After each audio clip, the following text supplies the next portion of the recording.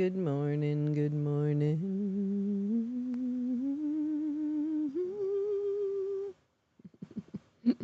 Oh, where's my mouse? Where's my mouse? Hi, everybody. Maybe I'll do this little higher. Can I get a witness? Can I get a witness? Well, you have to turn it on. So funny. It's so funny. It's so funny. Well, good morning, darlings. Looks like we made it. Oh, to another love. Okay, guess what? I don't have anything planned. I had ideas about what to do today. And then yesterday, I don't even know what I did yesterday. I honestly can't tell you. I don't know. I don't think I took like a big nap. I think I slept a little in the morning after the show. But I think I'm just like like media overload. I don't know. I don't know. Maybe it's just like a normal hot summer day. Late summer. It's apparently going to be like dangerously hot here over the next few days. I'm going to say yesterday was really hot. Like it got really bad in the afternoon. So I am not looking forward to the next few days, and I really hope people are safe. I know it's a lot of people who are unhoused in Los Angeles, and I just hope they can find somewhere safe to rest for the day. Because it's not good. Not that I'd rather be cold, but you know that thing about, okay, would you rather be, sometimes I would rather be cold because I feel like you can bundle up to get warm. I mean, that's assuming you have all the resources you need.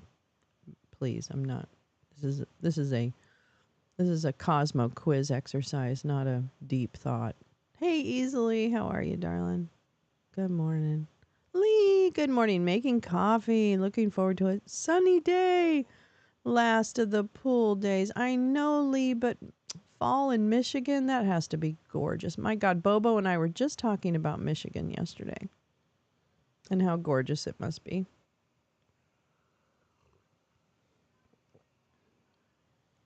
So I can't wait to get up there. It's going to happen, girlfriend. Don't you, you don't get too comfortable.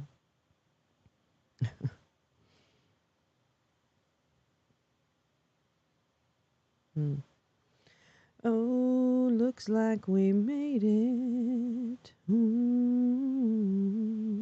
another love. Ooh. I used to love Barry Manilow when I was a kid. I used to like listen to those albums all the time. Cider and donut time. Yum. Fuck yeah. Fuck yeah. I can't wait, Lee. I can't wait for that hug. It's been 4 years. Wait, yeah, 4 years coming. At least 3, 4. No, 4, probably 4. We'll get there. I'm determined. There's always little setbacks. Yeah. It'll be good. It'll be a good one. It'll be a good one. It shall be a good one. Yeah, so I just I had all these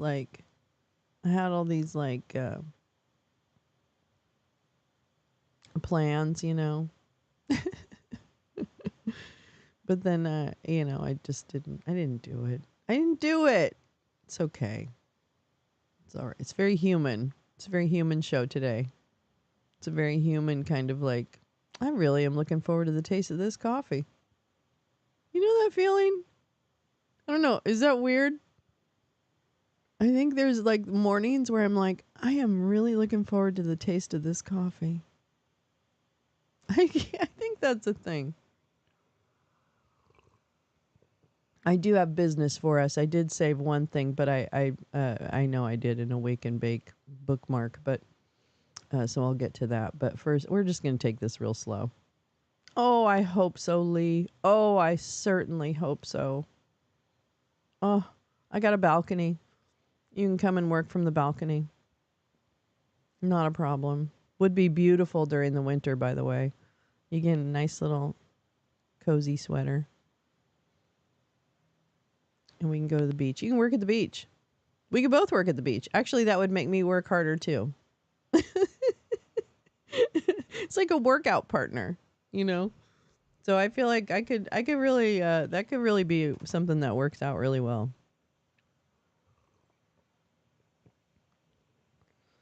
Looks like we made it.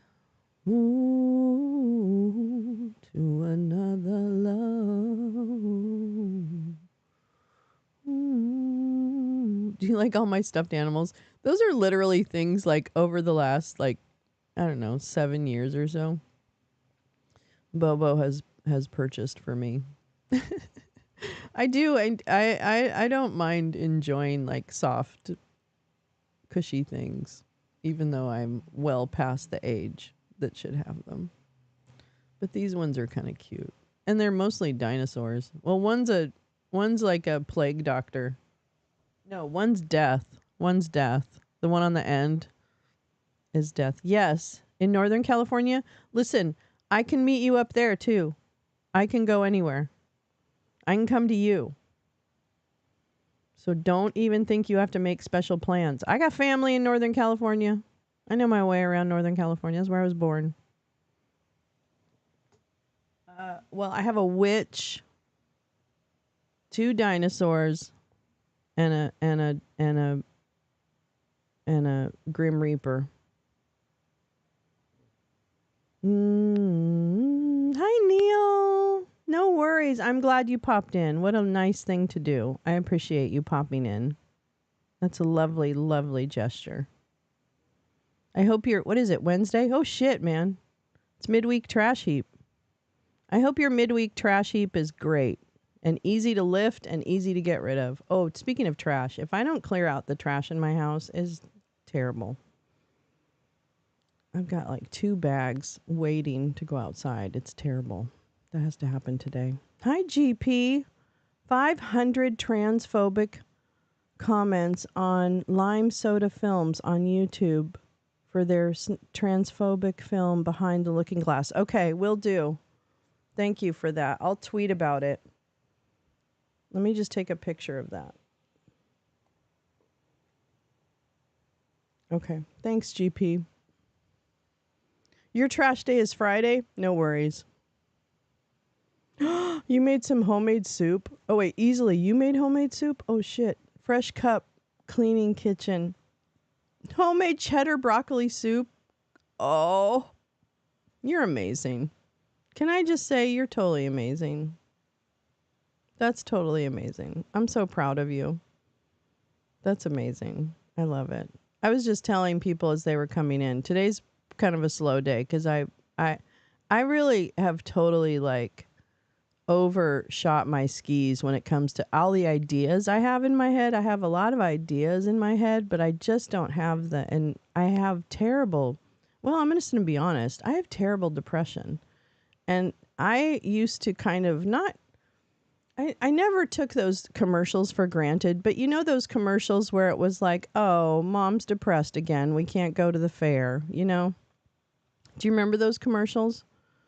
So those commercials always made me like, that seems like, why are we like laughing about, it's kind of, why does this feel so like I want to laugh, I guess, is what I'm saying.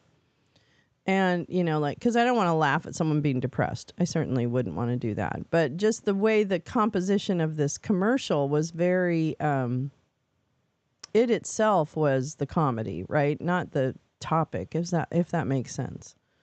Anyway, so I used to be like, oh, this is so weird. I seriously remember thinking, gosh, I don't know what it would be like to feel that way. You know, like that deep of a depression. And now I do.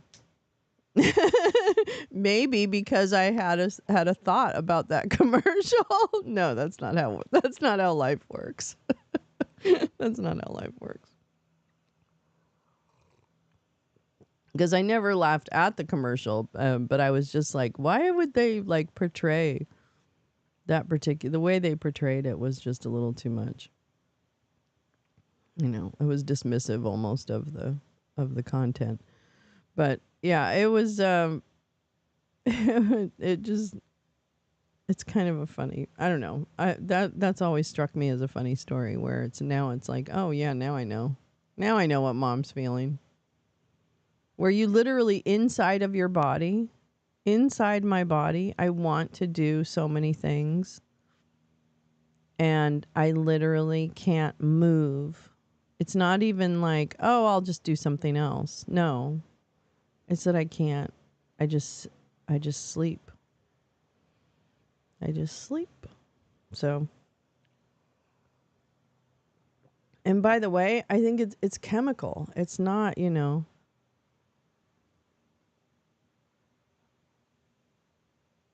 not it's not anything else. It's not anything else.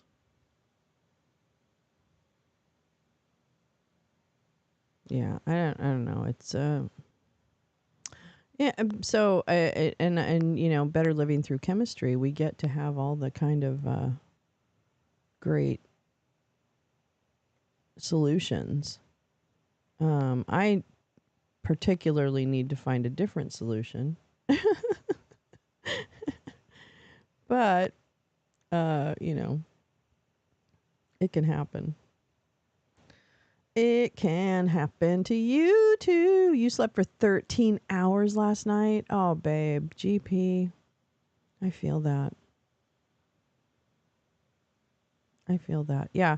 So I think it's good. So let me just make sure that I put a fine point on this. My fine point on this is I think understanding that and knowing that is helpful in my situation. So I don't look on recognizing what's happening as a problem. I look on it as that's information that I can hopefully act on if I'm not too depressed. No.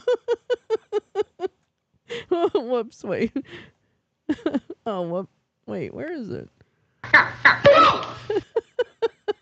So, there's that. Because comedy first. I also now understand why comedians seem to be some of the most depressed people on the planet. Easily. I don't know. I think I do understand that. I think the thing is you feel like I don't know if this is true. I guess this is kind of stupid, but I'm just bullshitting at this point. Um or spitting shit. I think you don't fit anywhere. And you probably do fit places. You know what I mean? But you don't necessarily feel like you fit in those places. Because I feel like I have a ton of love from you guys. I got a great family. I have all the things that a lot of people don't have. And yet still, I can feel very much like an outsider and not lovable and not, all those things, right? So anyway, I'm just picking apart exactly what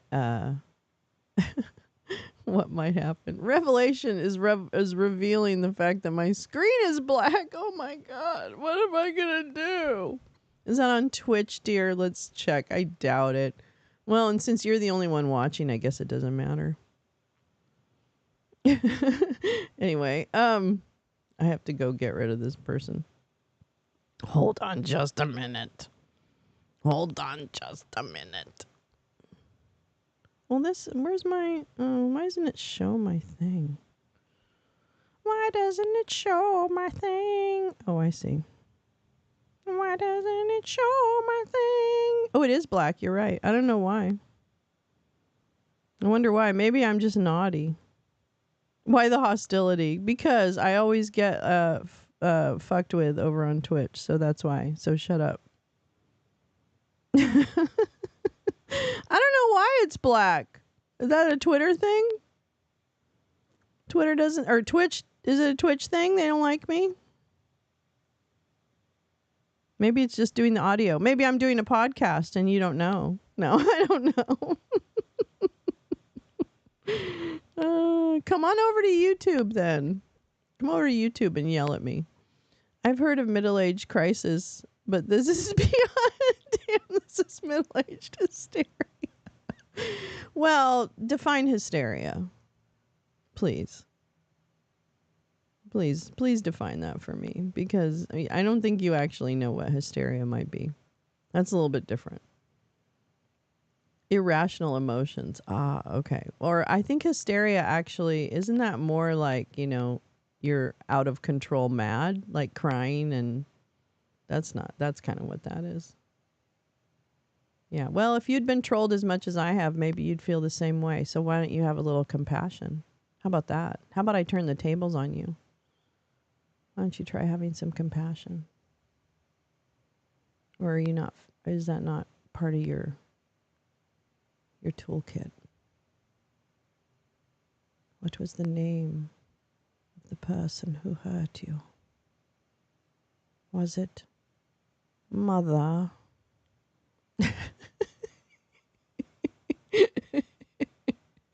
Whatever. Thanks for the update. I don't know what to do about it because Twitch is trolling on minds and nothing. If you let it devour, it's entirely my problem, darling. You're right. Oh my God. Thank you. Thank you. Thank you for coming in and letting me know how flawed I am as a person. I appreciate it. Yes, I know, sir. I'm aware of that. Blah, blah. Bric-a-brac. Boring. Move on.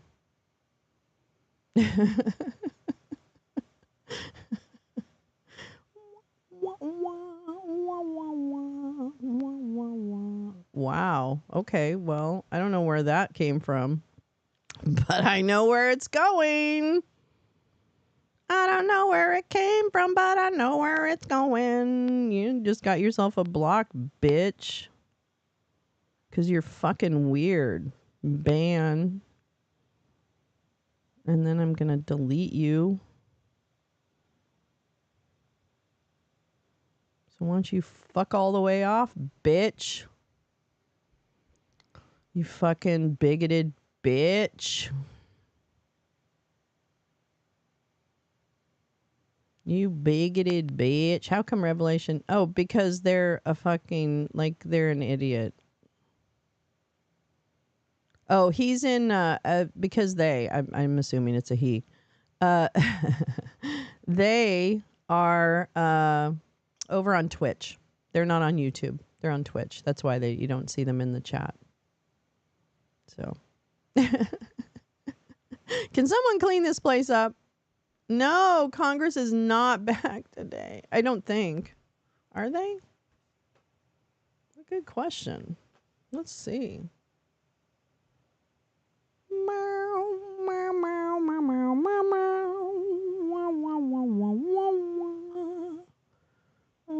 You know what the one thing I will say? This Young Thug Life. Thank you, GP. Thank you.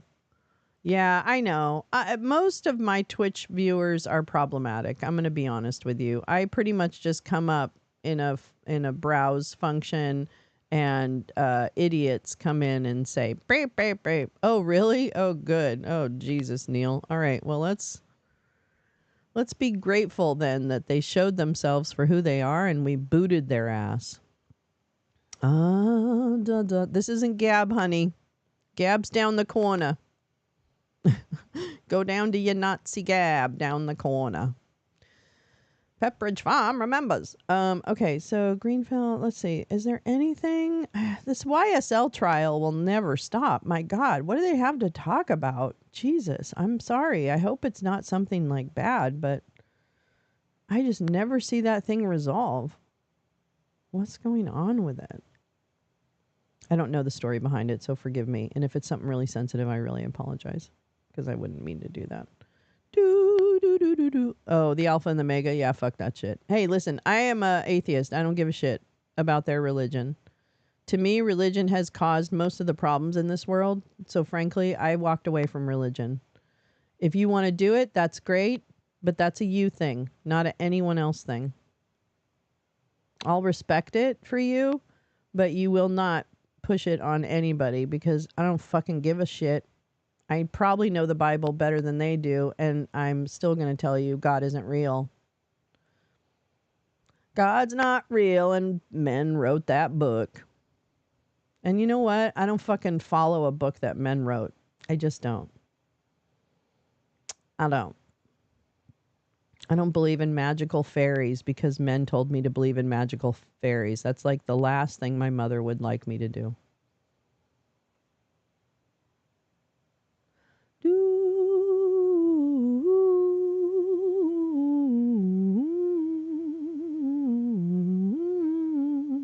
Hi, Muskie. How come the rest of us? Oh, that's right. Sorry, Neil. Oh, Twitch says I'm offline. Oh, that's interesting. Why does it do that? I don't even understand that. Like, it goes through Streamlabs. Like, how in the world would it not be live? Oh, there I am. Oh, then it goes black.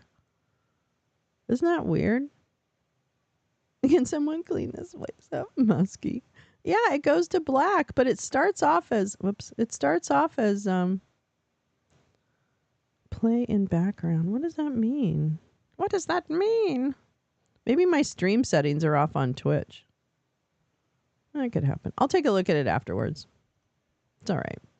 Let's leave it in mystery. Muskie's name is in green. One day my name will be a fancy. No. Neil, it's because they are over on Twitch. Muskie went over to Twitch to see what was happening. So yeah, it was just because of Twitch. You're fine. You're in the VIP section too. Like Twitch is where, you know, it's like the alley behind the bar. And so Muskie was kind enough to go out to the alley and check on it and see what was going on. So Muskie was, kind of bouncing a little bit, if you will. Oh my God. Is this like, okay, good. Jesus Christ on the cracker. I am so sorry. What the hell? Is this playing? I hope to God not. Holy shit. Hold on. Let me get rid of that.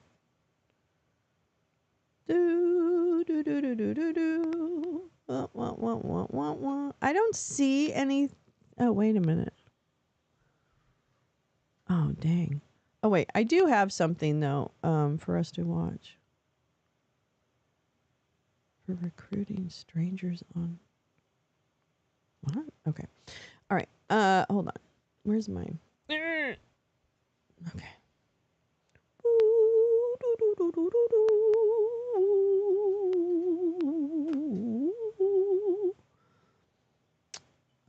Okay. Doop, doop, doop, doop, doop, doop, doop.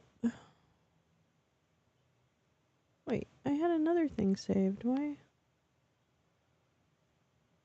Oh, wake and bake. Dumb shit. I'm so dumb. I'm so dumb. Why am I so dumb?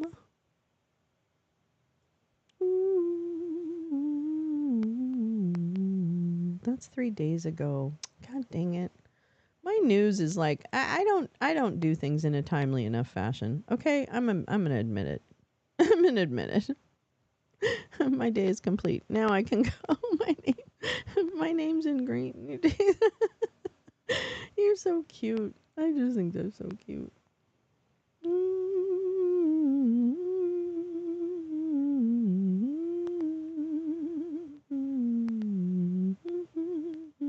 Bye, Neil.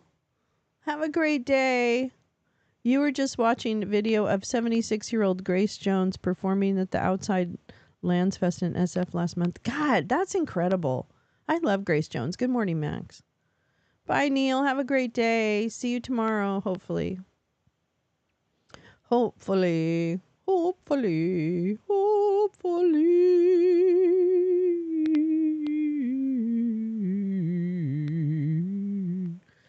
I'm just checking to see if there's anything.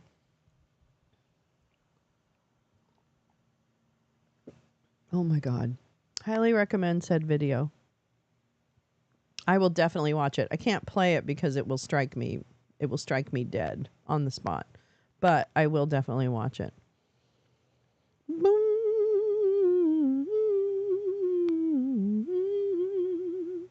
It's weird because the names on the screen go by what Streamlabs wants to do, so it makes everybody one color. And then YouTube has members in green, mods in blue, and then just everyone else in regular font. I don't know. It's kind of dumb. I want to be able to give gifts to particular people. I still haven't. I don't think I've looked, and YouTube, as far as I know, does not enable you to actually say, "Oh, I want to give a membership to GP. I want to give a membership to Max." You know what I mean? That's what I want. Ready for football? I'm ready for fall. I am so ready for fall. I'm so ready. I'm so fucking ready for fall. I'm ready for all of it. I'm ready for a sweater. Okay, so here we go. Max says, if you're interested, Grace Jones live at Outside Lands. Let me go ahead and I'll pull the link, Max. Hold on.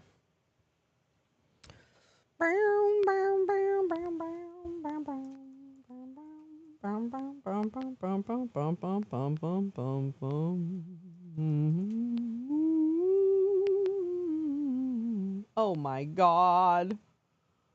Oh my God. I love her so much.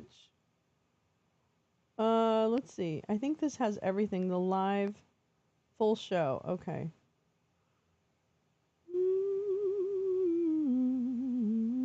God, I wish we could watch it. I'm so sorry we can't. It will just kill me. It will kill me. It will kill me like a little child. I don't know why. Max recommends. Oh, really? I love Jodie Foster.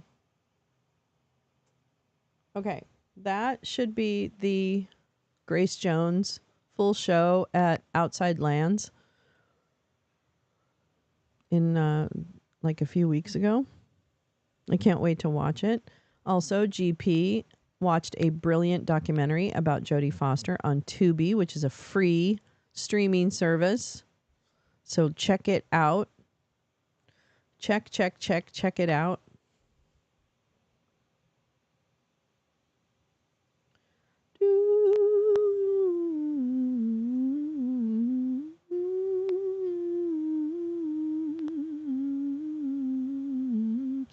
I hope your Bears do well. Wait, Detroit. Wait, what team are we excited for? Ready for football. Bears are looking good this year.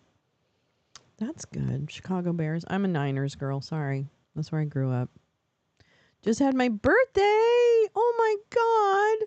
And second son birthday. Have oldest birthday Friday. Oh my God. This is such a great, what a great little like not milestone, but like order of things. That's so adorable. I love it.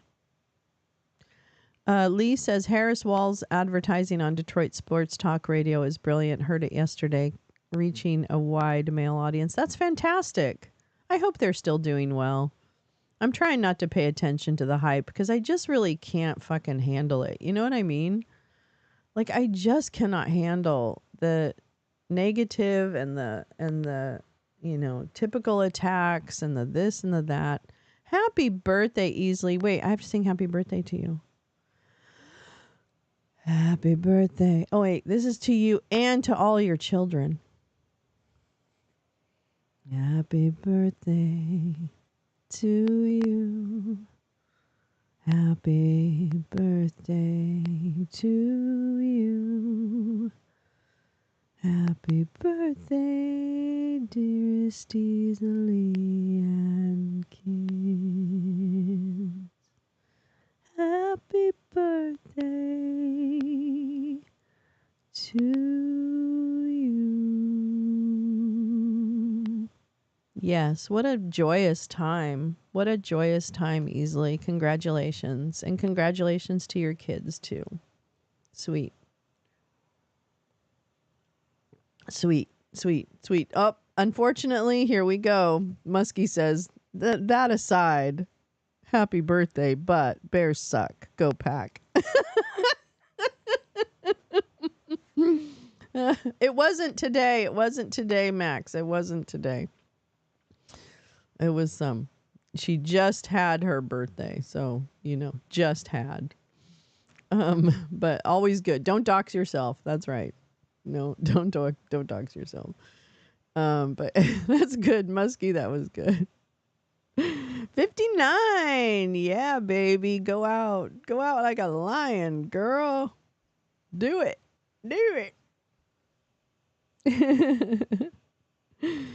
Yeah, I don't know. 60's been well, none of them have been that fun.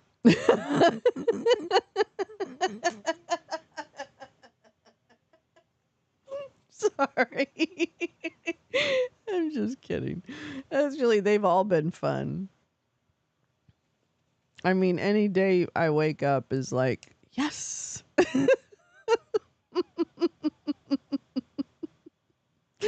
But yes, there's ample reason. There's ample reason. Uh-oh, Easley's coming back with the big dig. Oh, Jesus, you went right there, didn't you, Easily? You went right to the you brought out the Brett Favre right away. I have a feeling I'm going to have to break you two apart. Oh, my God. All right, well, how about they both suck? No, I'm just kidding. How about they both suck and Niners rule?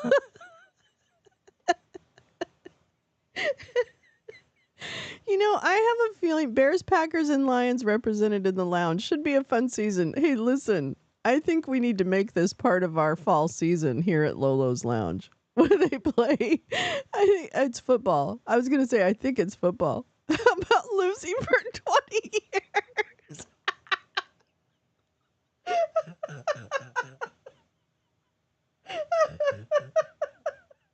This is the best chat fight I've witnessed in a long time.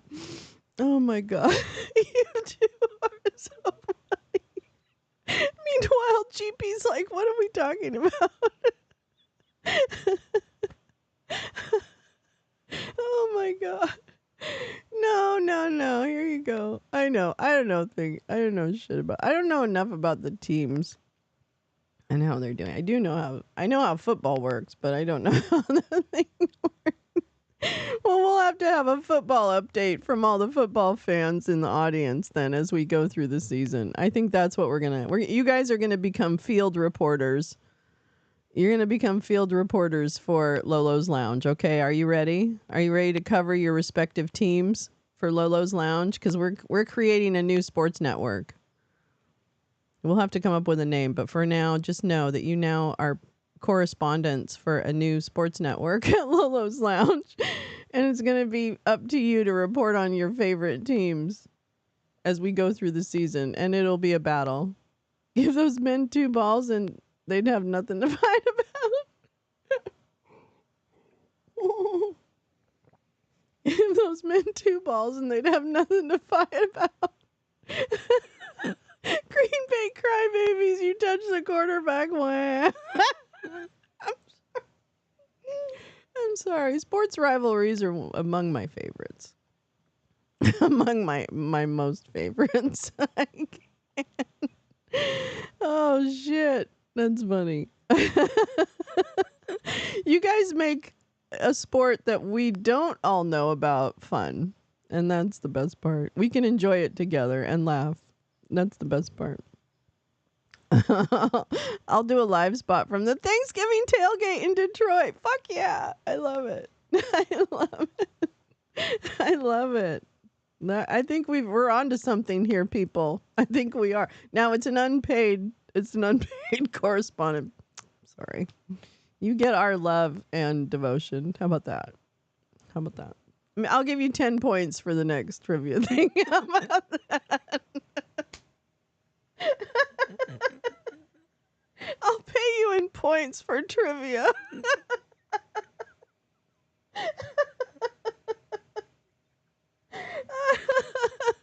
Oh my god, I'm crying. Oh my god. Your payment is enough. Oh, and some points to beat Tina. Your love is payment enough and some points to beat Tina's okay too.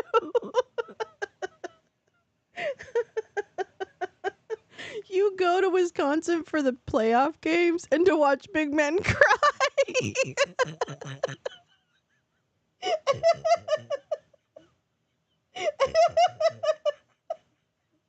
I can't. I can't. You guys are so funny. Oh my god. Oh, stop it. That was a good one. Right. Yeah, Muskie's such a great sport. You guys are such good sports, actually.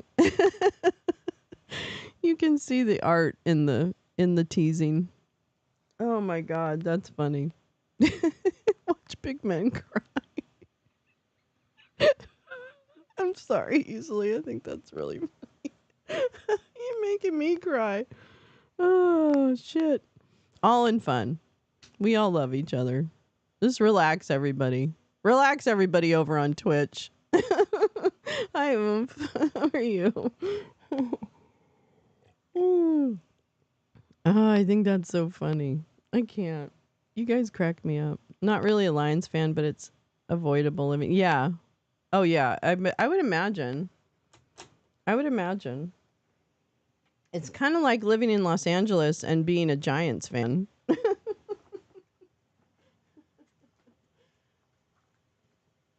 Because you have to hear about the Dodgers.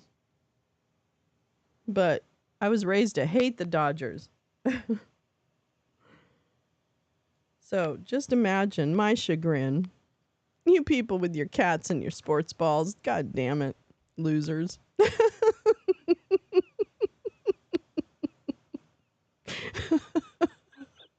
But you have to admit, Max, that was one of the best exchanges between Muskie and Easily. So I thought that was great.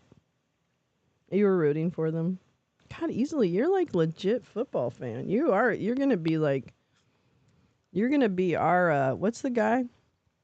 Boomer Esiason. You're gonna be Boomer Esiason on the desk. How about that? How about that? And Muskie, you're gonna be. Who's the other guy? Who's the other guy? Muskie, you can be Howard Cosell. Oh no, he's dead. Let's not have you be him. Who's another one? Who's one that's still alive? I remember watching when John Madden was I remember watching him when he was a coach, but I remember watching him when he was like a, whatchamacallit. Well, Easily, that'd be a tough, it's tough to be a Chicago fan. It really is. It's not easy. I know. Throughout all the sports balls. How do they do on hockey? Does Chicago do well? What is Chicago in hockey? Are they the Blackhawks? What are they? What is their team in hockey? Do they do okay in hockey? Do they do okay in anything? Oh, they do okay in like basketball, right? I chose tennis as a sport at school because the teachers didn't think we'd need overseeing. We sat around reading. We used tennis as our cover. That's nice. I like that. I'm a big fan of not being overseen in physical, like PE class, physical education class. Anyway, yeah. So, yeah, we'll have correspondents report in at various points throughout the seasons To everything, turn, turn, turn. Yeah, I had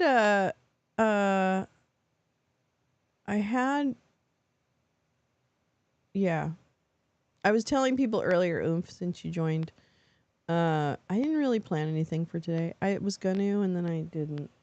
And I can't really tell you what I did yesterday that would explain why I didn't do it. Because I don't really recall taking like a super long nap. I really don't remember, though. That's probably a bad part. That's probably not a good idea. But yeah, it's Wednesday. And next week, I think. Am I wrong? Is next week the debate? Isn't there a debate next Monday or Tuesday? I think Tuesday. Yeah. I think there's a debate next Tuesday. Yes, the 10th, right. So that'll be fun. I can't wait for that. And then also, guess what I found? You go to a rally, Max? Are you going to go? Are you going to go? Are you going to go? I haven't gotten invited to anything. I don't know why that made me so sad, but all of a sudden I felt really sad. But I'm fine now. What was I going to say? Oh, here's something fun. You're not going to go. Oh, okay. I don't know if I'd go. I mean, I went and saw Jimmy Carter speak when I was a kid. I don't know if I need to go to any more. And I went to see Obama speak, not when he was campaigning, but on something else. And so I feel like I don't need to go to, I do think Kamala Harris will be the next president. I believe that 100%. Blackhawks. Okay. Blackhawks won 3 Stanley Cups. Okay. Sox World Series. Okay. All right. Well, okay. 1 week celebration, then Trump won. Oh, no. That blows. All right, easily. Well said. Chicago has a very diverse and deep history of sports accomplishment amongst the sports balls. My neighborhood voted 70% for Trump in 2020. Neighbors will love my Harris sign. Kathy! Oh, your yard sign arrived yesterday. Congratulations. I don't have a yard, so I don't have a sign. And my window doesn't go to anyone but my neighbor, and I think they're already voting for Harris walls. So Harris keeps offering me stickers, but I like my windshield, so I don't put them on my car. Yeah, I haven't done anything. COVID is still out there, and a rally sounds like a super spreader. Yeah, 100%. Guaranteed. Guaranteed infection, I bet. But there's also, there's going to be a little IRL. Oh, did you order the hat? Nice. I know more about bra cups than Stanley cups, and I'm a gay male.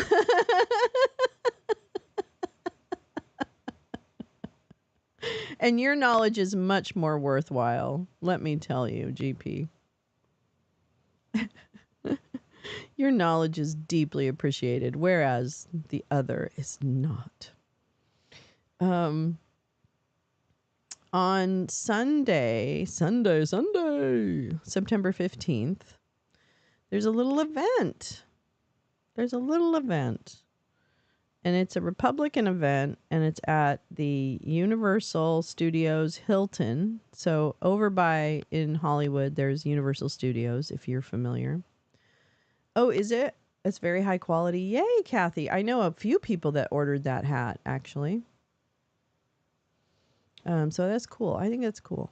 I'm happy for how it's going, and I'm really depressed and trying to ignore all the noise of hatred that comes towards Walz and Harris. And I'm not doing a great job of ignoring it, but I'm trying. I'm trying really hard. I just want to be doing things that are increasing my knowledge. I'm really keenly aware of that these days. You know where they meet. Lost cup sizes after 4 children. I know, like cup sizes. I don't even know. I don't know what I am. But Sunday, September 15th, there's an event at Universal Hilton, and it's like what is it called? Hold on, I'll tell you. Well, let me tell you. Let me tell you. Let me tell you. Wah, wah, wah, wah, wah. What'll I do with just a photograph to tell? Mm-hmm. Okay, wait. Where am I? What am I looking at? What am I looking at? What am I looking at? Oh man, it doesn't show me my upcoming. God damn it. Hold on. Boop boop boop boop boop boop boop. How's everybody else's things going? Here's the thing. If Trump wins, I'll be grateful to have spent the fall being happy. So I'm choosing to be happy, hopeful, and doing what I can. I love that. Kathy, what an amazing way to put it. I fucking love that. Wait, I had on a mask and an old Obama Hope t-shirt at the farmer's market and someone yelled at you from their car? Oh shit, Max. Come on. That's terrible. Oh God. I can't. I can't handle this world.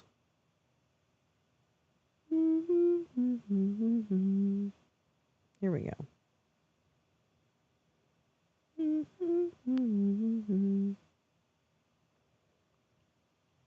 Oh, okay. So, Democracy Dino. Oh, shit. Is it not there? Well, anyway. Okay. So, there's this town hall or something for the GOP, the Republicans in California. And people like Larry Elder, who's an idiot, and a bunch of people are going to be at the Universal Hilton in, oh, Paulina joined the lounge. What a love. Oh my goodness.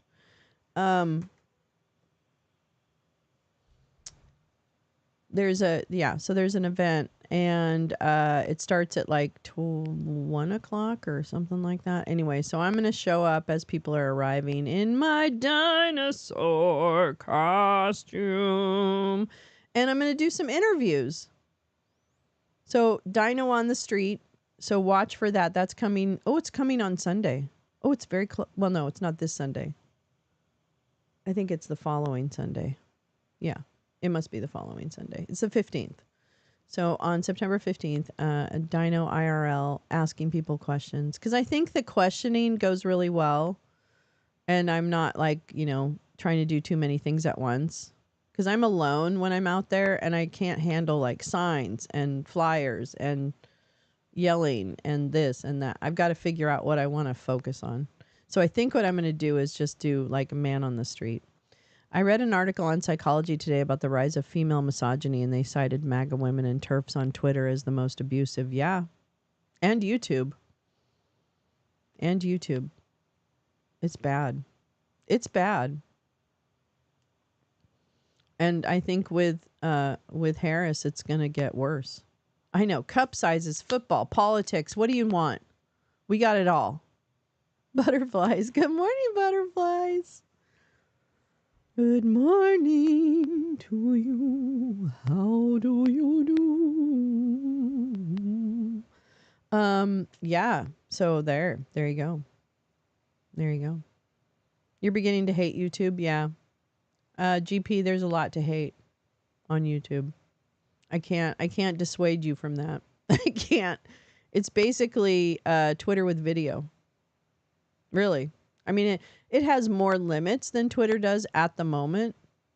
Like but it's also very random because there's plenty of really, really obviously hateful content on YouTube. But I haven't seen full penetration yet. But I definitely hear a lot of hate. Jay Rance. Oh, there's my buddy bud. There's my buddy bud. We're just having a lot of like coffee and weed and just hanging out because I didn't prepare what I was supposed to prepare. Butters. I don't know. I don't know why, but yeah, I mean, I think Elmo's why. I came in at full penetration. Yeah! That's when you always want to come in. I'm just kidding. That was just a convenient thing to say. Probably a little too early for that, but, you know. Yeah. Yeah. Oh, good. Yeah.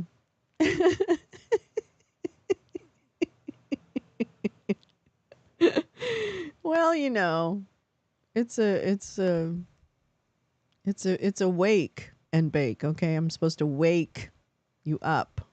So that's what I'm doing. I'm waking you up. Come on now. Now we're going to bake. Ooh, guess what I'm making tonight? Guess what I cut up last night? I cut up an eggplant. So I'm making eggplant tonight. If it's not, it's going to be really hot here today, which I started the show off with. It's supposed to be like so incredibly hot today. And I'm not looking forward to it. I'm really trying to. I'm literally going to sit here in my fucking chair with my fan pointed exactly at me. I know. I can't wait. I'm really looking forward to it. I sliced it thinner than I did last time. And I've let it drain with salt on it overnight. Oh my God. I can't wait. I can't wait. I hope I can do it because it really is so fucking hot. You know what I don't have is I don't have tomato sauce. But I think what I'm going to do is just go to the corner and get some tomatoes.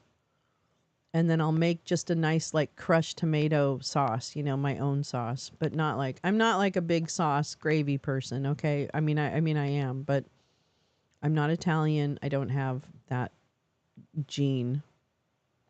I know there is so much anti-LGBTQ shit on Twitter. It's fucking disgusting. There's so many Nazis. There's so many everything. It's just terrible. I know. I can't wait. The eggplant. I know. It was so good, too. I'm going to be honest with you. I'm not going to lie. It was really good. It was really good. And this, I think, should be better because it'll be crispier. Because it's thinner.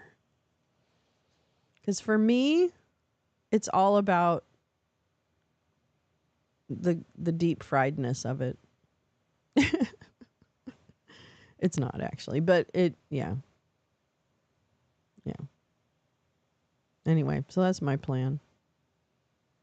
It's not a great plan. September 6th, the Trump J6 hostage party. September 6th. Oh, are they having some kind of,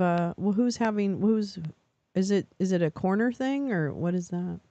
Is that the goofballs? The goober goobs. Where's my cats? Come here, kitty kitty. You know, literally yesterday when I turned the camera off, literally the cat came up and laid right there in front of the camera. September 6th, I make a yummy eggplant and feta pizza. I love feta. Oh, I love eggplant. God, I love all those. It was canceled at Bedminster. September 6th. Was it Trump planning it or was someone else planning it? I didn't hear about it. I didn't hear about that.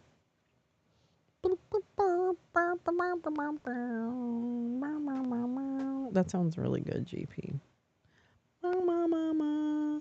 Whoops.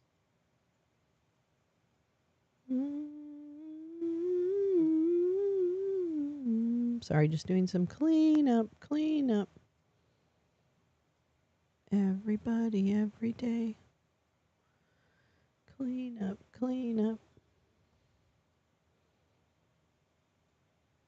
Oops, that's not it. There we go. Oh, nope. Okay, stop playing with it. I know, now I'm hungry. Did you see last night someone shot Greg Locke's house? No, Jay, I did not see that. Oh my God. Or the ads for Pepper Slop and Conceal. But YouTube has good content like the Grace Jones. Yes. I quit hate watching the the Chud streams mostly a year ago, and I don't get the recommendations I used to. That's good. Or ads for Prepper slop. Is that what you were talking? Best appropriation of civil rights slogan. Ignorant. Yeah, right. So crazy. They're all okay. Oh, well, that's good. Prepper slop. I like it, Max. That's a great one. Prepper slop. It does have good content. Yeah, absolutely. Of course. Yeah. No, I mean it's YouTube. It's got everything, right? I mean, it's got a lot of stuff. But it also hosts a lot of hateful content and stuff like that, blah blah blah. But yeah, so I get it. I don't know. Pizzas and patriots. What to do, what to do. Yeah, they're not hostages. They're incarcerated individuals who broke the law, were adjudicated in the system, and now are serving their sentence. That's what they are. And if they need an appeal, that's why we have an appeals process. So if they were somehow maligned by the justice system, they could appeal it. And guess what? They have a lot more people raising money for them than other prisoners. If prepper slop comes too slow, gulag. The hateful content is much more profitable. Well, I mean, this is the thing, okay? And this has been a hard lesson for me to learn, but I think I've learned it. You will get viewers if you are drunk, bigoted, hateful, fighting with another person on YouTube. That is when you will get viewers. Now, I don't want those viewers because they're not nice. They're not there for the right reasons, or not right reasons, but you know what I mean? They're not there other than to voyeur, and I don't want to create a coliseum. I just don't want to create a coliseum. And there are other people whose their only ability is to create a coliseum. And that's fine. There's definitely a huge audience for that, but to what end? To what end? So, I just am not, and it's never been, and I am not good at the stuff I want to be good at, which is like putting together a good show of content, doing good research, getting good, interviews and all that. That's what I want to do. But I don't know how to do all that stuff. And I get overwhelmed by all the ideas in my head and the inability and inertia. When I was deep in Convoy, the ads were all prepper slop. Gun ads. Gun ads are illegal in Australia. Wow. I mean, isn't there just objectively less violence like that in Australia? Even I know knives are an issue, etc. But aren't they just general? The number of incidents are lower. Is that true or not true? I don't know. I don't know all the numbers about that, about crime. But yeah, I think that hate or kind of like, I don't know. I mean, if you're just like wildly inappropriate on the internet, people will watch you. Oh yeah, and sketchy supplements. Yeah. And powdered vegetables. Or no, what is it? Something about turmeric or something. I don't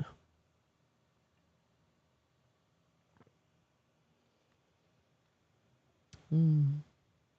Australia is one of the safest countries in the world. That's what I thought. I thought this the number of incidents overall of violence, regardless of the implement used, were overall lower, as well as the fact that gun violence was significantly less than the United States.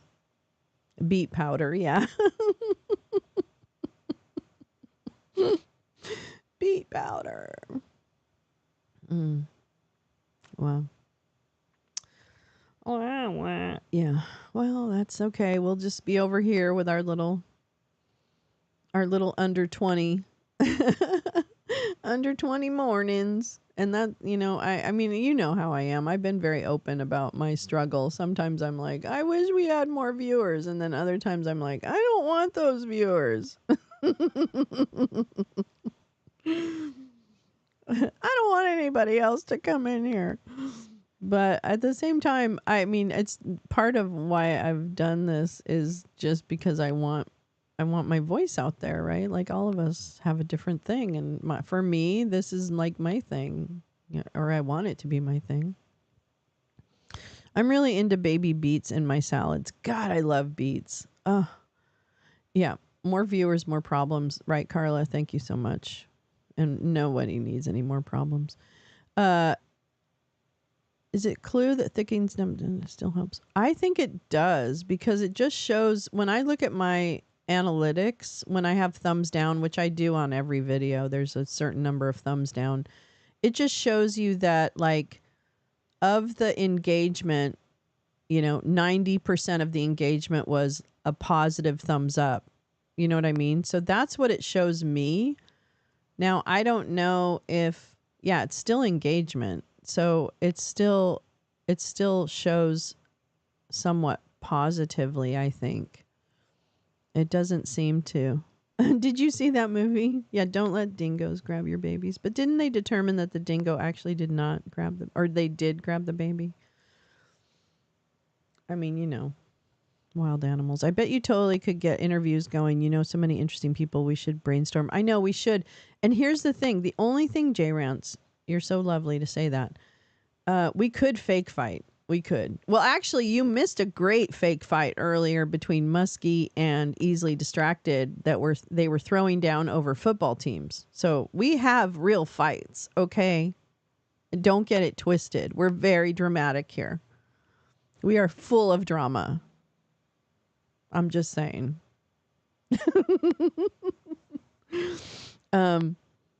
But yeah, I want to do interviews but I just need to do a good job of like the questions and then like the follow-up. I don't know. And like I tried to do a little I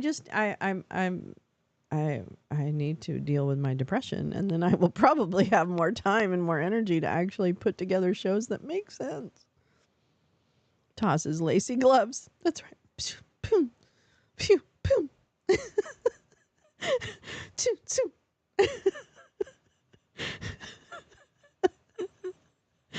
And to hide from dingoes on a remote. What? GP, that's terrible. Uh-oh, we have a new fake fight, everybody. Carla and J Rants are fake fighting. Everybody stand down. And I think Oomph tossed a glove somewhere. Just ask them why Senator Kennedy sounds all hee-haw. It's on. Round one. What are we fighting about? Let's fight about beets. There's no good emojis. I know. I should work on those. I think those little sticker things too, the little custom emojis you make are stupid. They're so tiny. Lawyer up. At least nobody has any helicopters here, okay? As long as you don't bring out your helicopter squadron, I think we'll be all right. Oh my God. You guys are so funny. Oh, fuck, man. Eat too many beets, your pee turns red. There you go. Boom. That's right. Wait. Wait, where is it? Wait. Oops. There we go. No helicopter. There were so many helicopters outside this morning right before I went live. It was kind of like, what's going to happen when I go live and all these helicopters? They're basically like right outside. Not my house, but over my building. But not looking for me. So no, not me. Yeah, anyway. God, funny. It's so funny. But do you like pickle your own beets? Like, because the thing about beets is I'm just like so scared of touching them and, the whole staining and all that. I don't know. They're very intimidating to me. Carla's here. Carla is here. Carla, Butterfly says hello. Carla's in the midst of a fake fight with J-Rance right now, Butterfly. She can't come to the phone right now. We've got some major fake fighting going on here. So if you can't hang with the fake fighting, you're in the wrong place. Where's the fucking cat? I'm going to fire these cats. Anyway, so yeah, it's going to be really hot here today. I'm not looking forward to it. I'm going to be sitting right in this fucking seat having this thing thrown at me. Those pickled beet egg things at bars are gross. Actually, I have never tried one. You've never tried one, but you say they're gross. They look gross. I'm not saying they're not gross. I have over 100 emoji sticker package on my iPhone that would make a 12-year-old Japanese girl jealous. Yeah. I have some good stickers. I've made stickers out of pictures. Can we pull over so I can kick J-Rance's ass?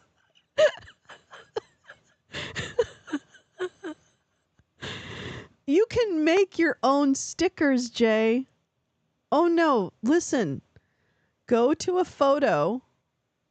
You have many in your phone, I know, personally. Go to a photo of Roger Stone, put your finger on it, and it says make sticker. And you can make a sticker out of Roger Stone. You can make your own sticker. Now, you can't use that sticker for anything but messages, but you can just touch him. Touch him. Touch him. Surprise, I'm driving. But wash it. Yeah, wash your hands with some good soap afterwards. Pickled eggs are good. If you like pickled beets, you would like it, Max. Oh, well, there you go. Break check. Not a beet fan, but my sister-in-law makes a shredded beet salad. Ooh, I do love beets. I do. I love beets in salads. I love beets in a salad with blue cheese dressing. Oh my God, that sounds really good. That sounds so good. I think. Surprise. Anyway. All right. Well, I think I'm gonna hit it. Big developments in Guay today as fights break out. We got drama. Yes, we do. We got drama. How about you? Hurry, everybody get in here. J-Rance and Carla are fighting.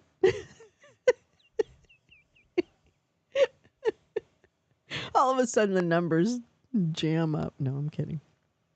Little kitties. Where is my cat? Beets and potato salad is really good. Ooh, I've never had beets and potato salad. What a good idea. I do like potato salad. I really like potato salad. Is there a cat? No, there's no cat. Come here. Hey, Gustafer. Gussie. My God, my cats hate me. Can I just tell you that? I think my cats hate me. Oh, wait. Let me check and see. I don't want to leave yet. Is that terrible? Oh, my God. The West Virginia Judiciary. Well, I have all these weird state things. Oh, wait. American Confidence in Elections. When's this? 9/11. Oh, we're definitely watching that.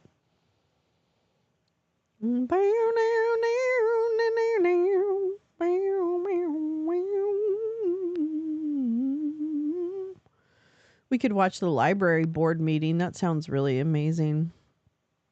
Have we schadenfreuded about Rudy? We haven't, actually. Let's check on little Rudy Giuliani. Let's check about Rudy Giuliani. Oh, shit. Well, that's code.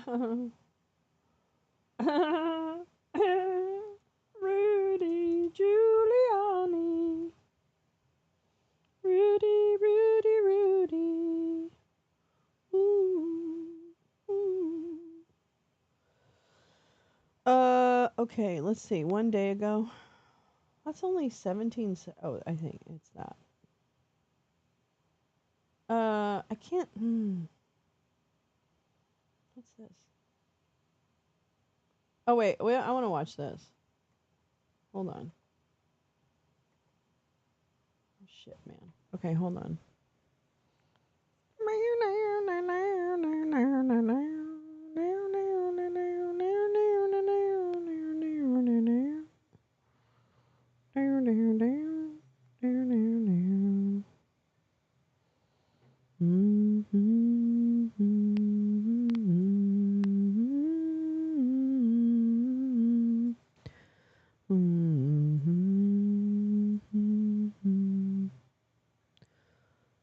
Okay.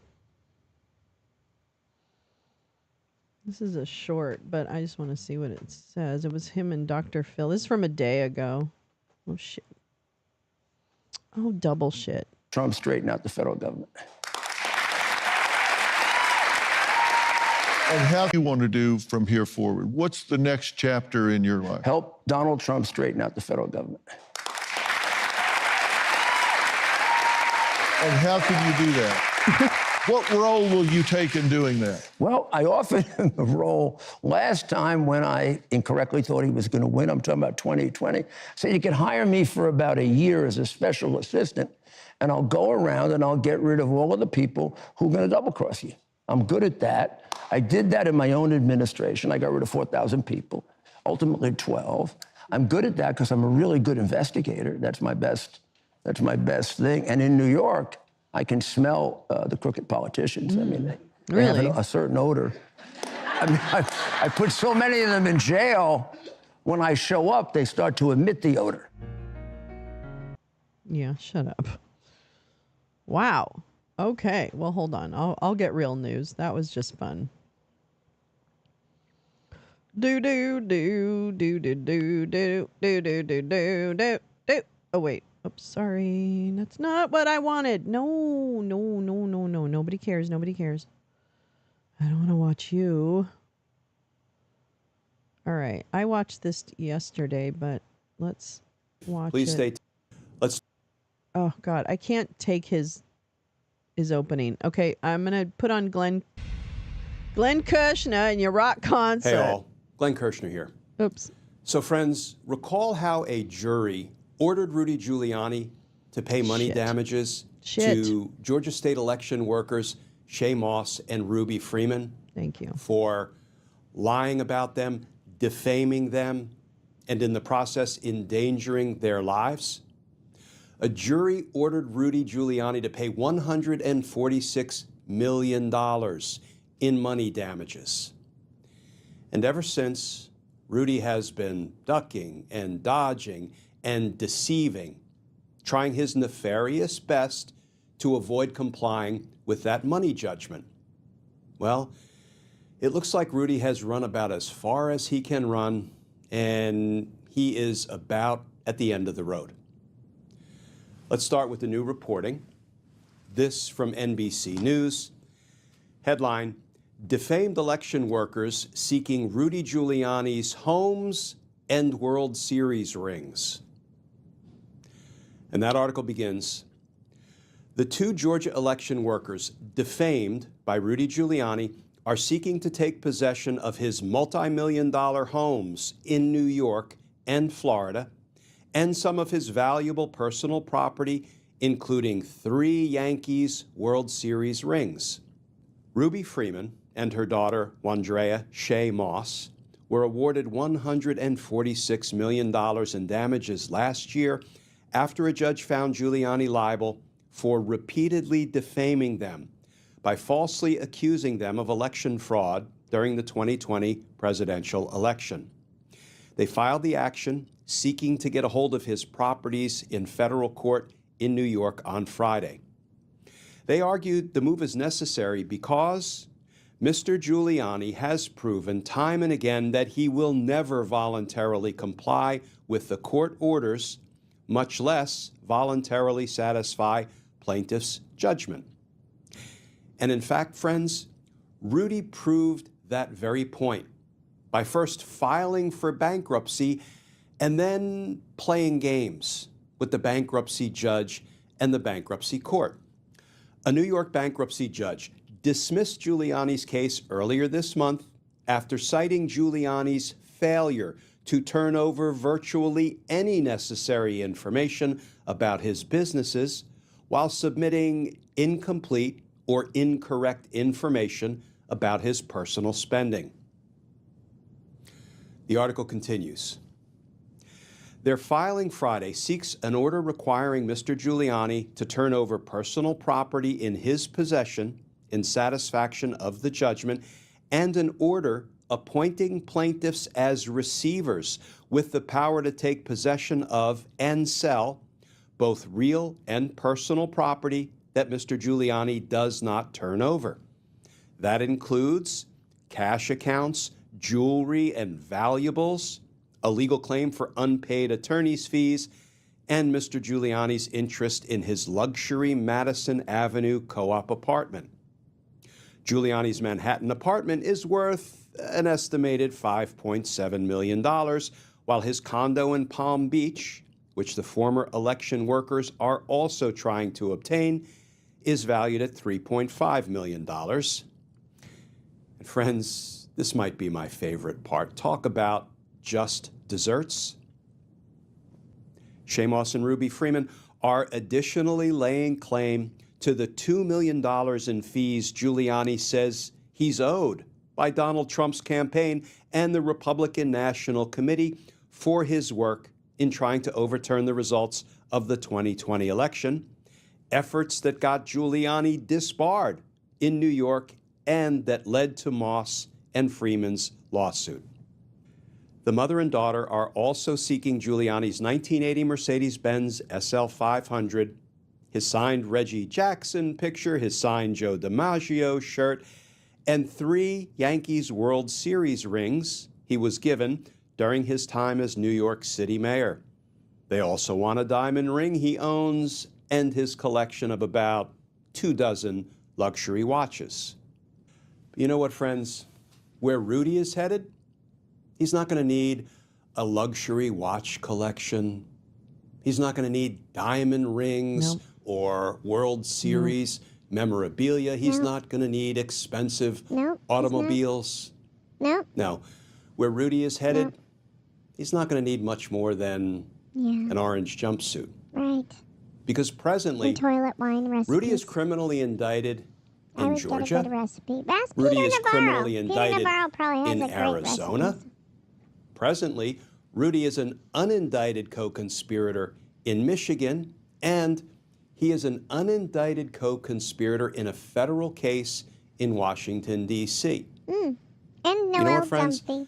I have a feeling in that D.C. case, Rudy will not remain an unindicted That's right. He co-conspirator won't. much He longer won't. He just won't. because justice Yes, matters. it does. Anyways. Friends, as always, please stay Thanks. safe. Thank Please stay you. tuned. Thank you, Glenn. And I look forward to and talking. Glenn Kushner with your rock concert.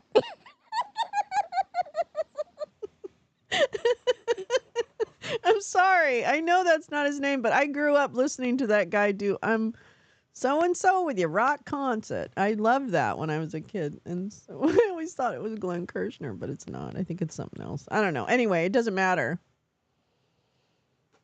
It doesn't matter. Stop thinking it matters. Okay, here we go. This is what I wanted to read to you. I actually saved this for you in a bookmark because I love you so much. Why don't you love me back? No.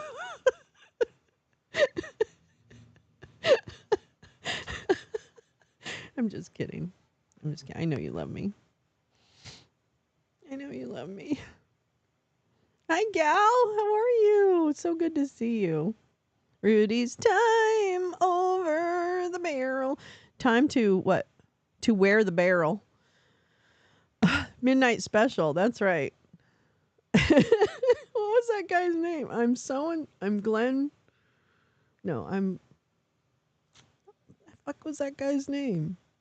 Use gloves with beets. Yes, butterflies. Thank you. I will. I don't want to do it.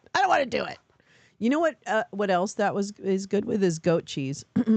Beets and goat cheese are really good on a salad. Okay, anyway, we're all over the place this morning, everybody.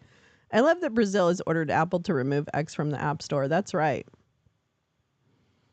And with Roger Stone. Wait, what? Oh, the barrel is coming. Yes. Well, what about Roger Stone? Because has anybody unindicted co-conspirated him?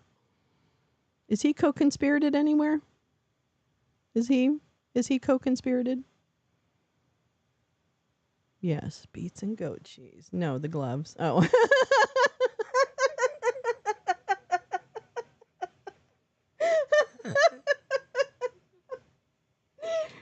Because he'll bleed all over you too, you know.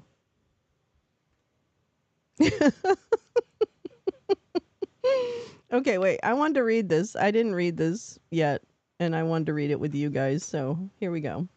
This is from the Daily Beast, which actually I can't stand the Daily Beast, but it doesn't matter. You know, whatever.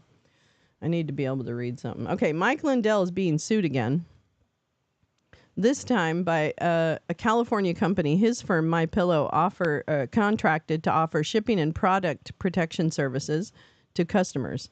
Extend Inc., a California-based firm, filed a breach of contract suit against Lindell on August 30th, according to federal court records. According to the suit, MyPillow signed a contract with Extend in 2022. Whoops. But the pillow company stopped paying their invoices in March. Don Kirshner. Thank you. God, CF, I really appreciate that because it would have driven me. I'm Don Kirshner with your rock concert. That's what he used to say. And they were great rock concerts. No, I didn't read about the Ginny Thomas. I will. Hold on. That's fantastic. I didn't know there was a latest. I'm very behind. Apparently, I sat staring at the wall yesterday for the whole day because I don't recall what I did. Okay, anyway. With Extend in 2022, but the pillow company stopped paying their invoices in March. Lindell has faced numerous lawsuits related to his repeated claims of widespread election fraud during the 2020 presidential election and was recently ordered by a court to pay $5 million to a computer forensics expert who took him up on an offer to prove his claims wrong. Excuse me. The new lawsuit alleges MyPillow missed multiple payments to the vendor, leading to a total of $564,151. Okay, I'll definitely pull it up. Thank you, Gal. Let's see. Wonderful Clayburg. Smart. Lindell did not immediately respond to a request for comment, but earlier on Tuesday told The Independent he had no idea who the vendor was. Right now, I have bigger things going on, he added. I think that's it. Okay. All right. Okay, so now let me go find the DM. So Mike Lindell, he's going to hell, and he ain't gonna come back anymore. All right, wait. Oh, here we go. Here we go. Here we go. Here we go. Here we go.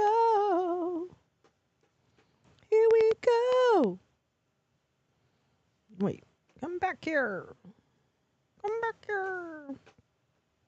Or so help me. So help me. Put that thing back where you found it, or so help me. So help me. Oops. Okay. All right. Here we go. Oh my God. Sweating. All right. Jesse Eisinger. This is dropped hat tip to Clayburg. The most amazing, beautiful, and wonderful Clayburg. We love her. We love her. Oh, cool. I see documents. Oh, sweet. All right. I'm going to pull that up too. All right. We'll just read this first. New. Ginny Thomas is still at it, folks. She sent a private email to a group that opposes Supreme Court reform. No kidding. You guys have filled the sails of so many judges. Can I just tell you, thank you so, so, so much. Here we go. Here we go. Fuck yeah, ProPublica. Fuck yeah. All right. This is from ProPublica. This is filed today. All right. Let me get this a little over here so I can see it a little better. Hold on just a minute. Everybody just calm down. Nobody panic. It's all right, darlings. It's all right. Hold on just a second. Just a second.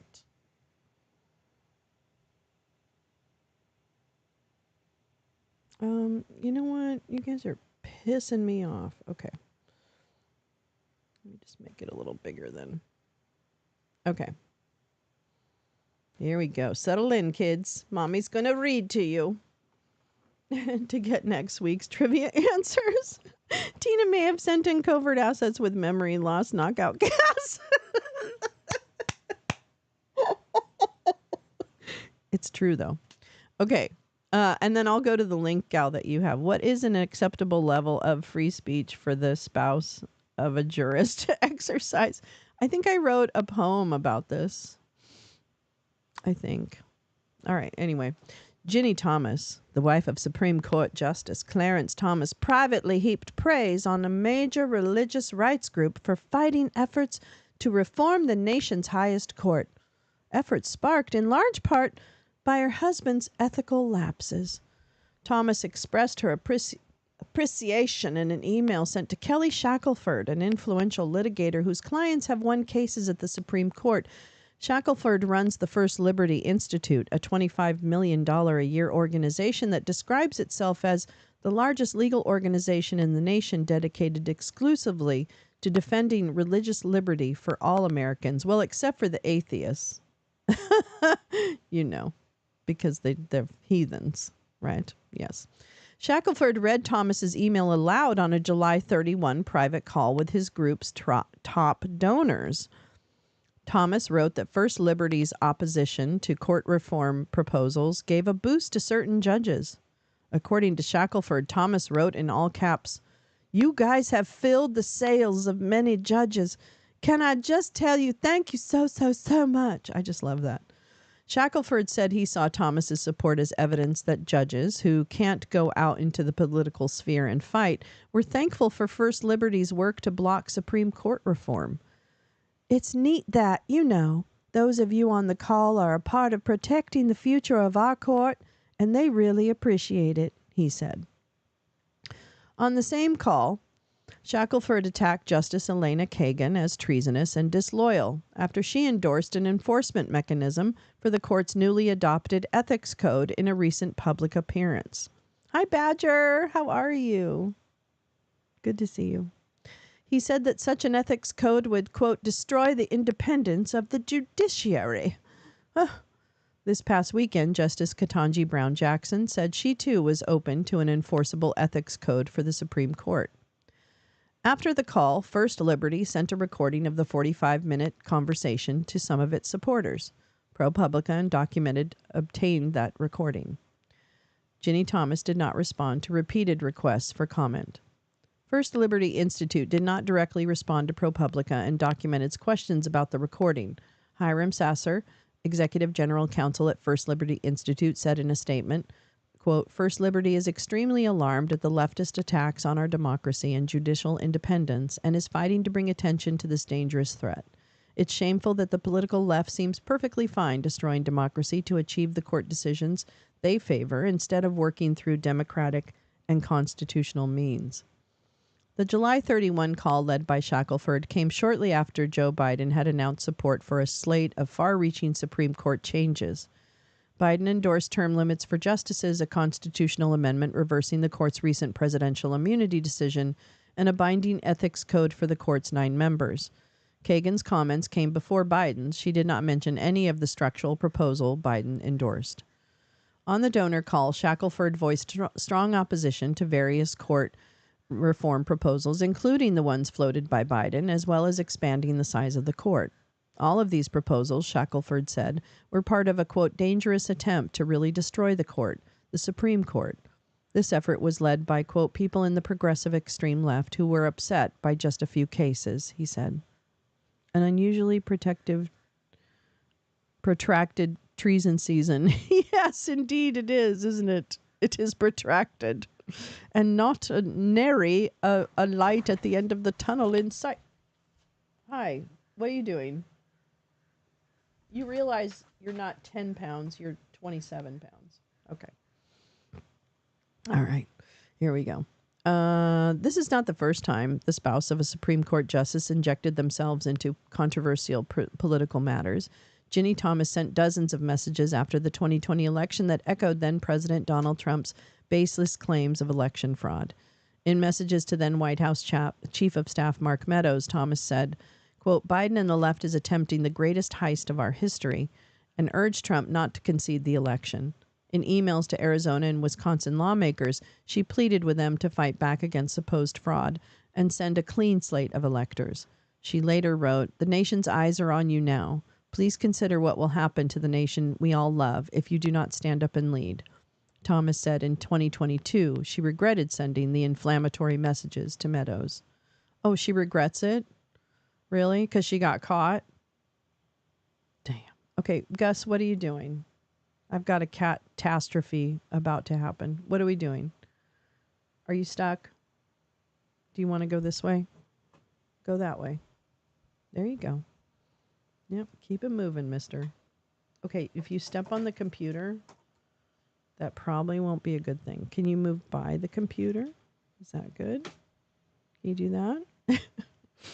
You may see a cat tail. Okay, are you going to move, sir? Thank you. Oh, you won't see a cat tail. Okay.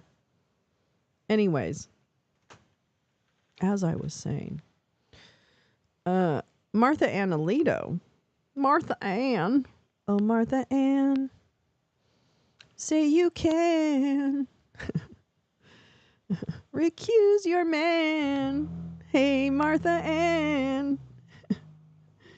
Gus is trying to upset. Yes, he is upstate. Well, and he knows he will. That's why. Little bitch. Anyway. I love you. You're not a little bitch. I love you very much. All right. The wife of Justice Samuel Alito faced scrutiny for flying an upside-down American flag at the family's Virginia home, a symbol used by Stop the Steal movement that claimed the 2020 election had been stolen for Trump. The flag flew outside the Alito home as the Supreme Court was deciding whether to hear a case related to the 2020 election. Samuel Alito told the New York Times he had no role in flying the flag. He said he hardly goes outside. No, I'm just kidding.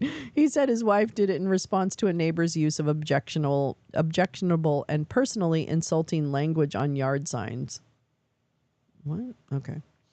The push to change how the court functions grew after a series of ProPublica stories showed that wealthy Republican donors have showered Thomas and Alito with free gifts and travel that they failed to disclose. Following ProPublica's reporting, Thomas amended past disclosure reports, and the Supreme Court adopted the Ethics Code, its first ever. Thomas and Alito have said they weren't required to disclose free flights or hospitality from friends. First Liberty has been at the forefront of a decades-long and successful effort to expand the First Amendment rights of religious groups, even as those interests can collide with other constitutional principles like maintaining the separation of church and state or providing equal protection for protected classes. What kind of gift? What? Free ones. That's right. That's right.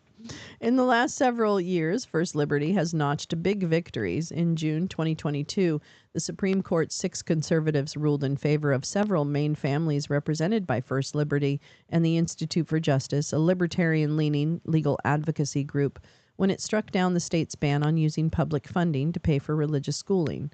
Days later, the 6 conservatives ruled again in favor of First Liberty plaintiff, in this case, a former football coach at a Washington State public high school who had been fired for praying on the field after games. The conservative majority said the coach had been wrongly removed from his job, a decision hailed by religious groups and criticized by some experts who said it would now be more difficult for public schools to keep education separate from religion. First Liberty has also represented a bakery in Oregon whose owners refused to make a cake for a same-sex wedding, citing their religious beliefs. Religious groups that oppose the Biden administration's COVID-19 vaccine mandate, and nearly 36 Navy SEALs and military members who refuse to be vaccinated for the virus on the basis of their faith. Oh, really? 36? Wow, seems like a pretty small number for the major law firm that's representing those people. Makes you wonder if it was really as big an issue as people would like it. Well, of course it wasn't. Fun fact. In all the cases, First Liberty's plaintiffs won partial or full victories in lower courts or at the Supreme Court. Shackelford, who is First Liberty's president and CFO, has led the group for nearly 3 decades. His influence extends into the broader conservative movement. House Speaker Mike Little Johnson, a former First Liberty attorney, there you go, once called Shackelford a mentor. Shackelford has served as vice president of the Council for National Policy, womp womp, an umbrella group of demons that brings together conservative demons and deep-pocketed demons. He also works closely with Ziklag. Oh, the secretive network of ultra-wealthy conservative Christians that aims to take dominion over every major sphere of influence in American culture. This is the importance about the Christian nationalists, right? Like, okay. According to internal Ziklag newsletters obtained by ProPublica and documented, Shackelford has participated in Supreme Court prep sessions and appeared on strategy conference calls organized by the group. Who are they prepping? I'm confused. On the July 31 donor call, I mean, is it the lawyers involved? I'm honestly asking. It's not the justices, right? On the July 31 donor call, Shackelford kept the focus squarely on mounting calls to reform the Supreme Court. In addition to the Biden's proposals, several groups, including prominent liberal legal outfits, have proposed other changes, including term limits and stronger ethics guidelines. And earlier in July, the Brennan Center for Justice at NYU Law said it had received a $30 million gift from the private equity investor Jim Kohlberg to create a new project that will seek reform of the Supreme Court. That's a good thank you, private money. It's about fucking time. Shackelford described all of this, Kagan's speech, Biden's announcement, the $30 million donation, as if it were a coordinated effort. They're doing everything in their power, he told the donors. They're hitting from every direction. The extreme left, he explained, was upset by just a few cases, but that's all they need to say we're ready to totally, they would call reform or restructure the court, but almost everything they propose would actually destroy the court.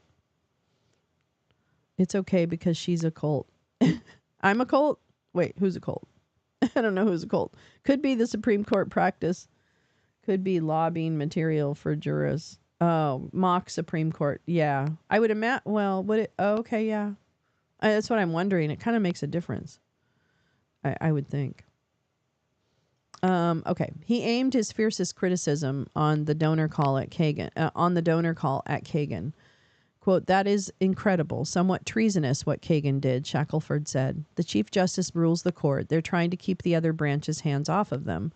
And then you've got Kagan from the inside really being somewhat disloyal and somewhat treasonous in what she's doing. Well, that's kind of strong language there, Kelly. Shackelford accused ProPublica of being part of a campaign to delegitimize or get rid of the court. Not really. He said that the ethics reporting were false, or the lapses unearthed by ProPublica's reporting were false and baseless, even though they helped spark the creation of a new ethics code and led to Thomas filing new financial disclosure forms, in effect admitting that he had failed to disclose certain gifts. Hi, Teresa. How are you? Oh, okay, I will. I'll check DMs. ProPublica stands behind all of its Stories in Friends of the Court series. Donors do not have access to stories ahead of their publication, and they have no say over coverage decisions. Turning to what his donors could do to help, Shackelford said that prayer was at the top of the list. This is a spiritual battle, he said, because of the evil that will occur if we lose the rule of law is beyond, I think, what any of us can imagine or can even think through. But First Liberty needed more than prayer. It also needed money. We need resources to be able to do a bunch of the things that will make a difference between now and the next 6 months. And that turned out to be key last time, he said, referring to a similar instance in 2021 and 2022. Huh. Near the start of the Biden presidency, he said First Liberty raised $3 million to run a campaign that sought to block efforts to add more justices to the high court and to reform or eliminate the filibuster in the U.S. Senate. Getting rid of the filibuster then would have removed the 60-vote procedural hurdle that currently exists for most types of legislation. No one adjacent to a court should ever use the word treason unless it is the crime at issue. I agree with that. I agree. According to Shackelford, First Liberty conducted polling, ran advertisements, worked with social media influencers, and urged Congress to oppose those changes. In particular, Shackelford said his group focused its activities on convincing Democratic senators Joe Manchin and Kirsten Sinema to oppose filibuster reform. Well, there you go. First Liberty is the money behind that particular one. In the end, both senators did just that. We stopped this from happening, Shackelford said. Spokespeople for Manchin and Sinema did not respond to requests for comment. Institutes of mass destruction. You got it, Carla. But now, he went on, First Liberty needed more money if it wanted to mount a similar campaign to stop Supreme Court reform. He mentioned the Brennan Center's recent $30 million gift and then asked, where's our, $10 million guy or gal? And to anyone who wondered about the odds that the Supreme Court reform would actually happen, Shackelford responded, quote, I don't know. I mean, 25%, 30%, whatever it is. It's amazing how big that is when you consider that our country will be over and the rule of law will be over. Before the call ended, Shackelford wanted his very top supporters to know that they had the support in this fight from key figures in high places. He said that a First Liberty staffer based in Washington, D.C. had recently been in a meeting with Ginny Thomas. Afterward, Thomas sent the email that praised the First Liberty for joining the fight against Supreme Court reform. Quote, great to meet through the meetings today, Thomas wrote, according to Shackelford, who read the email aloud to donors. I cannot adequately express enough appreciation for you guys pulling into reacting to the Biden effort on the Supreme Court, she said. Adding, many were so depressed at the lack of response by ours and conservatives to recent court reform proposals. The rest of Thomas's email, Shackelford said, was the all caps gratitude. Okay. Hold on. We go back up here. I think this was all the documented stuff.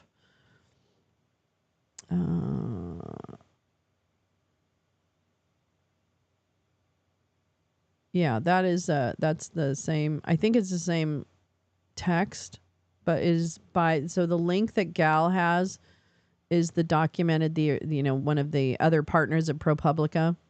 Yeah, definitely smoke them if you got them. And then let me check Teresa with her amazing, she's one of the most amazing people I know in terms of research. Oh, here we go. Here we go now. Here we go now. Let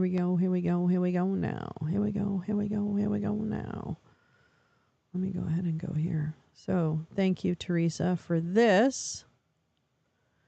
Because we have this. Okay, the Biana Golodruga. The Biden administration on Wednesday plans to accuse Russia of a sustained effort to influence the 2024 U.S. elections by using Kremlin-run media and other online platforms to target U.S. voters with disinformation. Otherwise known as Wednesday on War Room. No, just kidding. But wait, where's my thing? Okay. Here we go. This is, thank you, Teresa Carter, you amazing woman who is so fucking on top of the news. I get literally anything I learn immediately, most of the time comes from Teresa. And it's my delay in even checking DMs and stuff that make it late, because she's always right after him. As is Gal Squad. Everyone's so on top of shit. And then there's me. Womp womp. Okay. Anyway, that's okay. That's why they're friends. I'm lucky to have them as friends. Okay, here we go. I ate so welcome. What Biden court reform proposals have there been? None at all.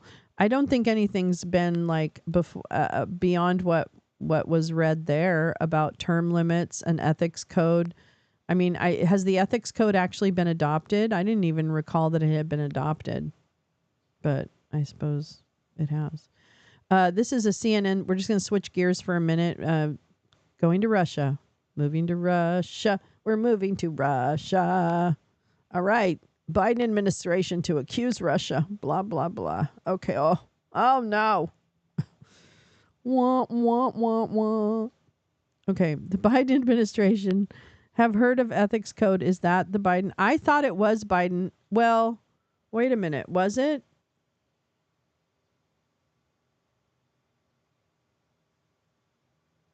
Because would that come from the Biden administration? Like, would the administration be imposing on the Supreme Court? Now I don't know what that means. Have heard no Biden signature. I thought we did. Oh, frick. The dog's barking. Okay. Hold on. I'll be back because I want to walk the dog because I don't want him to suffer. But I will be back and we'll continue this conversation. We're not moving to Russia, but we'll come back because I want to come back to this. All this stuff was Shackelford making shit up to scare the yeah, of course. Yeah, I know that. I know. But I think that but wasn't there reference to an actual ethics code that's in place? And I know that Biden made a speech about the Supreme Court. He did say that he had ideas. I don't know if it got to the stage of like whatever. Anyway, okay, I'll BRB cuz I got to take this poor dog. He's going to freak out. But this is a good conversation, so I don't want to leave it. Okay, BRB.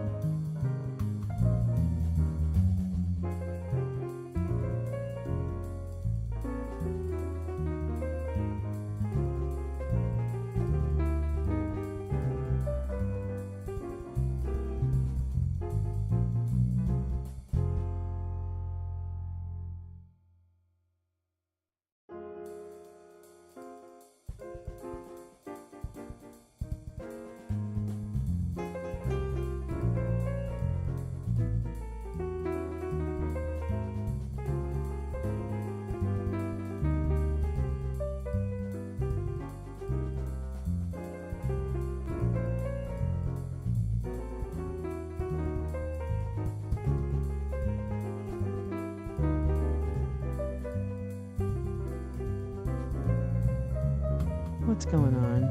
I do have to pull this car over, don't I? Damn. Kids, come on. Kids today. What are you going to do? Can't give them away. I mean, I suppose you could. You could give them away, but why would you do that? You wouldn't do that.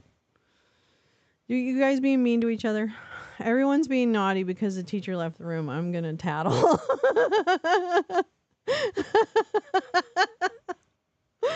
I love it. I thought you were high class. No. You know better than that. Let's bring it. What did Sorbo say in that space show? What did he say? Just let's bring it? Is that what he said? I think we made up and now we're teaming up to go after Oomph. I love it. I love it. Sorry, Oomph. You're now the target. Fact sheet. President Biden announces bold plan to reform the Supreme Court and ensure no president is above the law. Yeah. Oh, thank you. Whitehouse.gov. Thanks so much. Oh, thank you, Oomph. Thank you. Awesome. July 29th. Yeah, I thought he had made... But to your point, Oomph, I also wonder, though, to your point, how does then that affect... Yes, thank you, Max, for bringing that up. But how does that then get affected? You know what I'm saying? Like, just because the president says, oh, we need these reforms, I mean, that takes, like, congressional intervention. You know what I mean? Like, so it's not... And nothing's, like, a done deal, I think. I just don't know how that actually works. And in one of the articles, it alluded to the fact that there is a...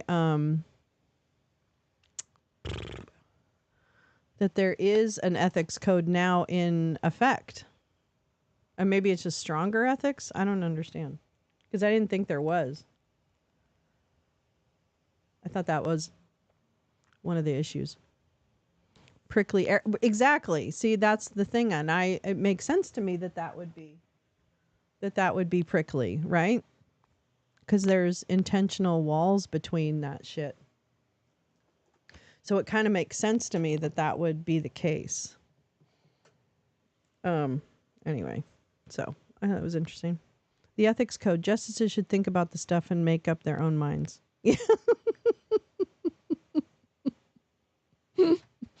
See? Problem solved. Problem solved.